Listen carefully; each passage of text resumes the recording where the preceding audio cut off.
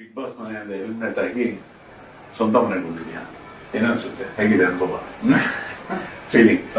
Miss ಮಾಡ್ಕೊಂತಿದ್ದೆ ನಮ್ಮನ್ನ ಖಂಡಿತ 100%. Big boss ಮನೆಯಲ್ಲಿ ಐ ಥಿಂಕ್ ಒಂದು ವಂಡರ್ಫುಲ್ ಜರ್ನಿ ಅಂತಾನೆ ಹೇಳ್ಬೋದು.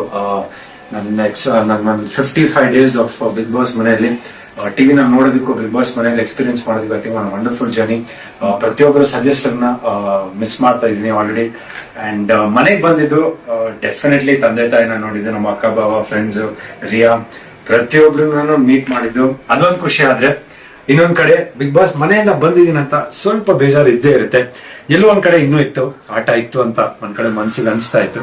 But life has to go on and the show has to go on ಅಂತಾರಲ್ಲ, ಸೊ ಅದೇ ತರ ಖುಷಿಯಾಗೂ ಇದೆ. ಸೂಪರ್. ಇದ್ದಷ್ಟು ದಿವಸ 55 ದಿವಸ ಬಹಳ ಚೆನ್ನಾಗಿ ಆಟ ಆಡಿದ್ಯಾ, ಎಲ್ಲರ ಮನಸ್ಸನ್ನು ಗೆದ್ದಿದ್ಯಾ, ಹೃದಯ ಗೆದ್ದಿದ್ಯಾ. ಡೋಂಟ್ ಬಾದರ್, ಇನ್ನು ವಿನ್ನರ್ ಅಂತಾನೆ ನಾವು ಅನ್ಕೊಂಡಿರೋದು. ನಿನಗೆ ನೀನ್ ಯಾವತ್ತು ಲೂಸರ್ ಅಲ್ಲ. And all the people